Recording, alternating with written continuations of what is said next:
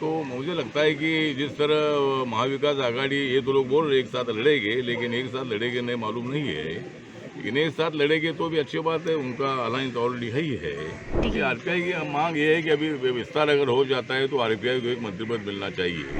जो सत्ता में मैंने देवेंद्र जी से बात की है, बीच में देवेंद्र फडणवीस मेरे दिल्ली के कुटी पर 11 सफदरजंग रोड पर आए थे, उनके साथ मेरी आधा घंटा तक बात हुई थी और उनको हमने बताया कि भाई आरपीआई को एक 8-10 सीटें मिलनी चाहिए। पर उनकी तैयारियां शुरू हैं।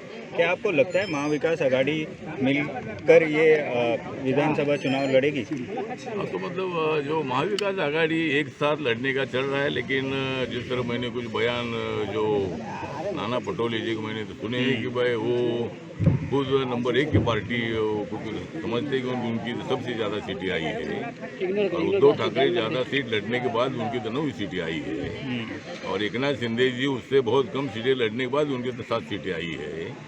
तो मुझे लगता है कि जिस तरह महाविकास आघाड़ी, ये तो लोग बोल रहे एक साथ लड़ेंगे, लेकिन एक साथ लड़ेंगे नहीं मालूम नहीं है। लेकिन एक साथ लड़ेंगे तो भी अच्छी बात है, उनका अलायंस ऑलरेडी है ही है।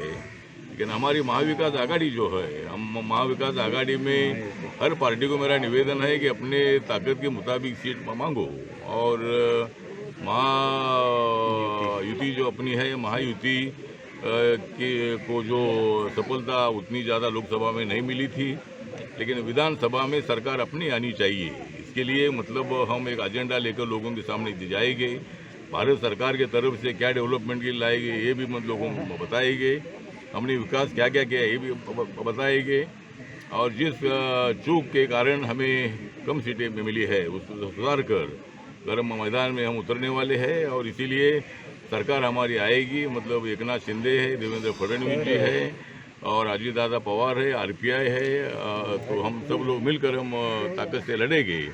तो मुझे लगता है कि हमको 170-180 तक सीटें हमारी आ सकती है। आरपीआई की क्या मांग होगी विधानसभा चुनावों को लेकर, कितनी सीटों की मांग करेगी आरपीआई? आरपीआई की मांग ये है कि अभी विस्तार अगर हो जाता है तो आरपीआई को एक मंत्रिपद मिलना चाहिए और जो सत्ता में मैंने देवेंद्र जी से बात की है, बीच में देवेंद्र फडणवीस मेरे दिल्ली के कुटी पर 11 सफदरजंग रोड पर आए थे, उनके साथ मेरी आधा घंटा तक बात हुई थी और उनको हमने बताया कि भाई आरपीआई को एक 8-10 सीटें मिलनी चाहिए और जो महामंडल है, महामंडल का जो अपॉइंटमेंट है जल्दी जल्दी करो, आपके पार्टी को भी करो, हमारे पार्टी को भी करो।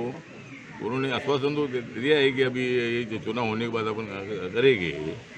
तो मुझे लगता है कि आरपीआई को एक 8-10 सीटें मिलनी चाहिए, इनसे हमारी मांग है। उसमें चर्चा के बाद कुछ सीट थोड़ी कम ज़्यादा हो सकती है, लेकिन आरपीआई को कुछ सीटें मिलेगी और इस वक्त आरपीआई का जो